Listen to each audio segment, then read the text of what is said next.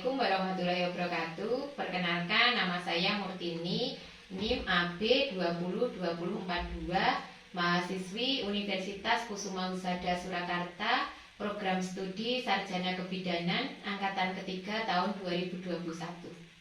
Saya akan melakukan edukasi personal hygiene saat menstruasi pada remaja. Sebelumnya saya akan mempersiapkan alat dulu. Alat yang saya gunakan ini ada kertas dan ada pensil atau bolpen yang saya gunakan nanti untuk mendokumentasikan hasil edukasi saya dengan klien. Assalamualaikum. Waalaikumsalam. Monggo kita ikut. Silakan duduk. Maaf, pakai tutupan ya, Bang.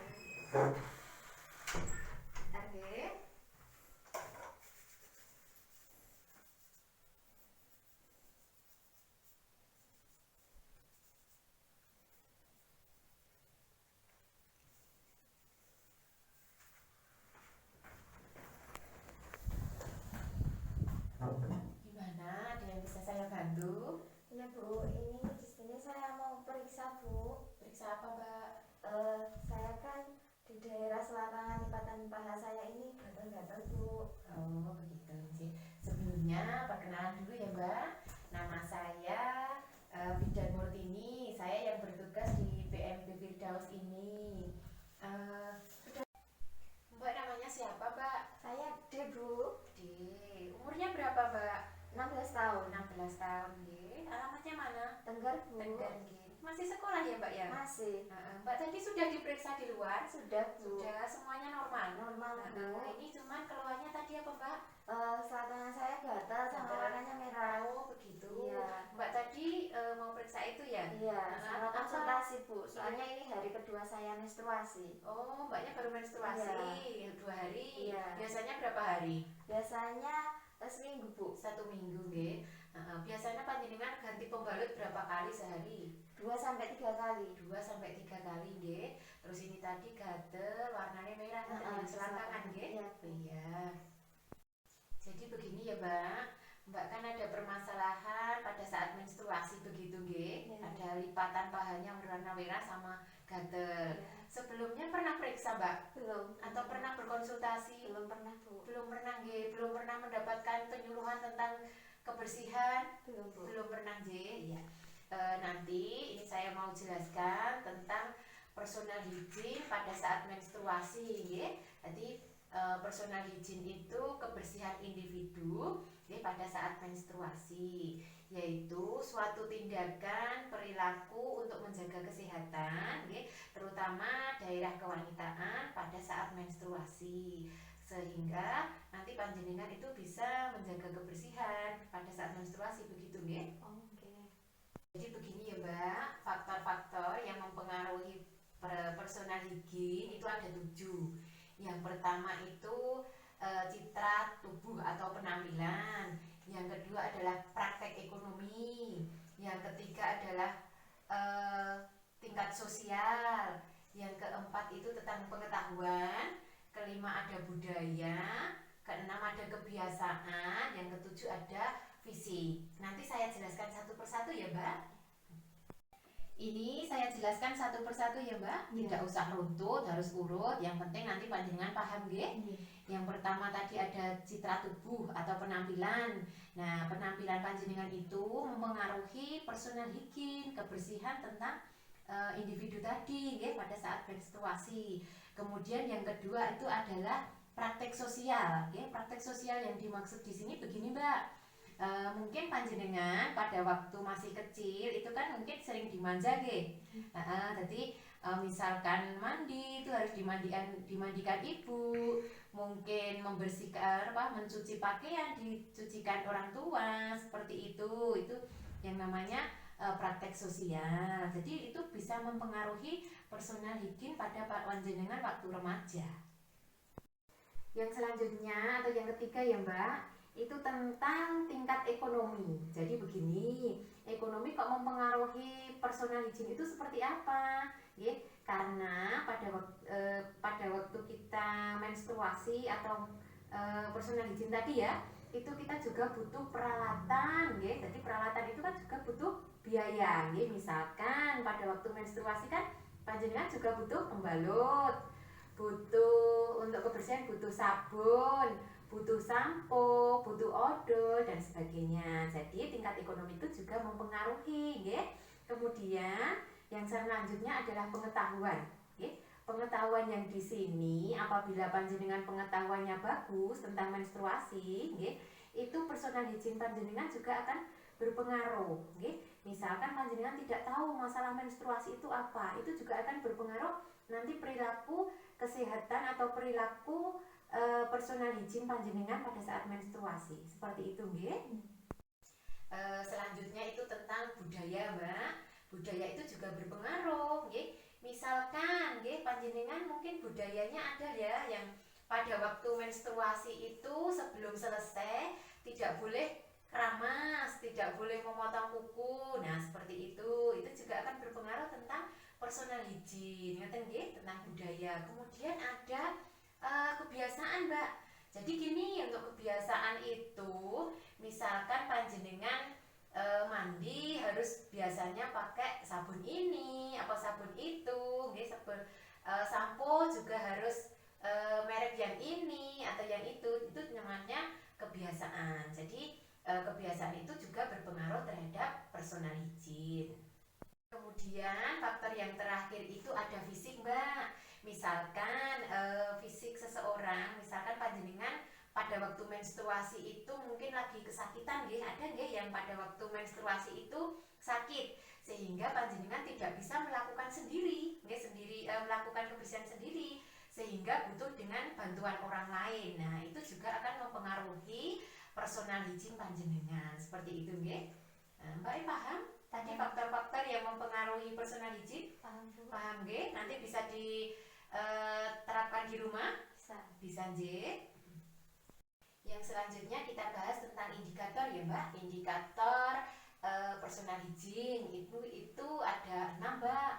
Yang pertama adalah perawatan wajah, yang kedua adalah kebersihan rambut, yang ketiga adalah kebersihan tubuh dan organ genitalia atau kemaluan, yang keempat itu ada kebersihan pakaian, kebersihan pakaian sehari-hari, kemudian ada kebersihan pembalut atau pemakaian pembalut. Seperti itu nggih. Nanti kita jelaskan lagi satu persatu kersane panjenengan jelas. Yang pertama tadi perawatan kulit dan wajah nggih. Biasanya kalau panjenengan pada waktu menstruasi itu akan banyak mengeluarkan keringat sehingga wajah itu kan kulit yang sangat sensitif nggih. Bila panjenengan keringatnya banyak biasanya akan timbul jerawat nggih. Jadi panjenengan pada menstruasi itu harus lebih sering untuk cuci muka. Kersane muka panjenengan nanti atau kulit wajah panjenengan nanti tidak mudah timbul jerawat. Ngoten nggih. Untuk indikator yang kedua tadi ada kebersihan rambut ya, Mbak. Tadi sudah saya jelaskan bahwasanya kalau pada waktu menstruasi keringat itu akan lebih banyak nggih. Jadi rambut itu juga harus diperhatikan. Kersane nanti panjenengan tidak timbul jamur di kepala atau ketombe nggih. Jadi misalkan panjenengan kalau tidak menstruasi itu seminggu hanya 2 kali, tetapi pada waktu menstruasi panjenengan seminggu itu bisa 3 kali atau 4 kali keramas. Ngoten nggih. Kersane tidak timbul jamur dan ketombe di kepala. Seperti itu nggih. Selanjutnya yaitu kebersihan tubuh dan organ genitalia.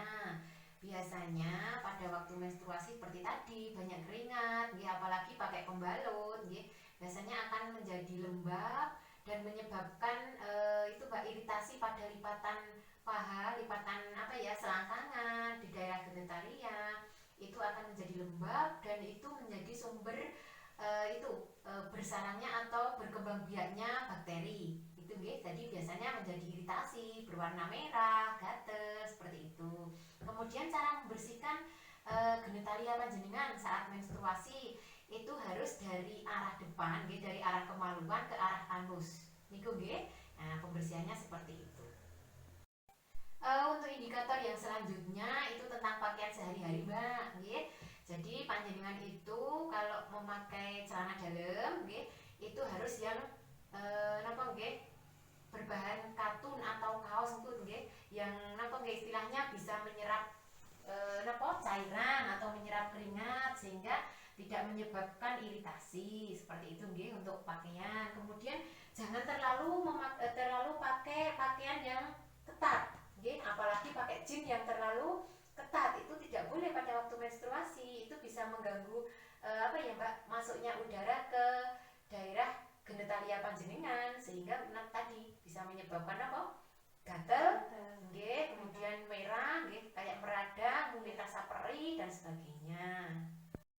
Yang terakhir itu tentang pembalut Mbak. Nah panjenengan kalau pakai pembalut itu jangan yang berwarna, jangan yang mengandung parfum, nggih panjenengan. Kadang ada ya kan pembalut itu warnanya yang harus ungu atau bagaimana. Nah itu sebenarnya panjenengan hindari karena apa? Nanti pewarnanya itu bisa menguap karena adanya apa? Cairan menstruasi tadi itu bisa menguap dan masuk ke dalam mulut rahim panjenengan. Itu ya untuk yang pembalut. Kemudian kalau sudah penuh, merasa penuh, itu panjenengan harus segera ganti, nggih. Nggak cukup 2 sampai 3 kali, nggih. Apalagi nanti kalau ada itu gumpalan-gumpalan darah. Gumpalan darah itu harus panjenengan segera ganti karena pada gumpalan darah yang ada di pembalut itu bisa menyebabkan tumbuhnya jamur di alat genitalia panjenengan. Kemudian ada tindakan yang harus panjenengan lakukan tentang personal hygiene ini ya Mbak. Itu yang pertama tadi mencuci muka, nggih, paling tidak sehari itu 3 sampai 4 kali. Kemudian mencuci rambut atau keramas paling tidak seminggu 3 kali, nggih.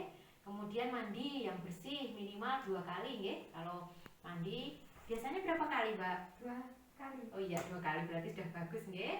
Kemudian ada memotong kuku, nggih. Panjenengan harus membersihkan kuku karena nanti pada waktu panjenengan menstruasi itu tidak boleh ada kuku yang panjang. Ngoten nggih. Kemudian itu Mbak mencuci tangan setiap panjenengan mau cebok, itu harus cuci tangan pakai sabun dengan air yang mengalir seperti itu nggih.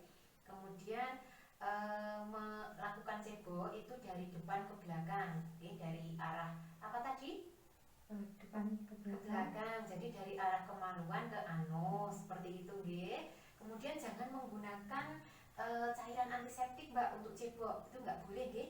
Tidak boleh menggunakan seperti itu dan juga tidak boleh menggunakan parfum atau bedak pada waktu panjenengan ini apa kemerahan nggih, merah-merah itu tidak boleh dikasih bedak atau dikasih parfum seperti itu nggih. Kemudian tindakan panjenengan nanti nggih pada waktu menstruasi seperti tadi ganti pembalut itu 4 sampai 5 kali, jangan hanya 2 sampai 3. Kemudian itu Mbak apa kalau habis BAB atau BAK juga harus ganti ya seperti itu. Kemudian ada mencukur rambut di kemaluan karena apa itu kalau terlalu banyak nih, terlalu lebat itu bisa menyebabkan tumbuhnya jamur dan kadang-kadang ada kutunya sehingga akan mempengaruhi kenyamanan panjenengan. Oke, seperti itu untuk tindakan yang harus panjenengan lakukan. Bisa dimengerti Mbak? Bisa Oke, tadi seperti apa saja yang harus panjenengan lakukan? mulai dari sering keramas, Heeh, cuci muka, iya. terus mandi, ganti Mandi, pembalut yang sering, Heeh. terus potong kuku, terus membersihkan dari depan sampai ke belakang, juga itu Bu. Oh iya, berarti panjenengan sudah jelas ya. Iya. Nanti lakukan seperti itu, kersane nanti panjenengan itu pada waktu menstruasi tidak mengalami apa tadi kemerahan atau gatal-gatal di sekitar kemaluan panjenengan.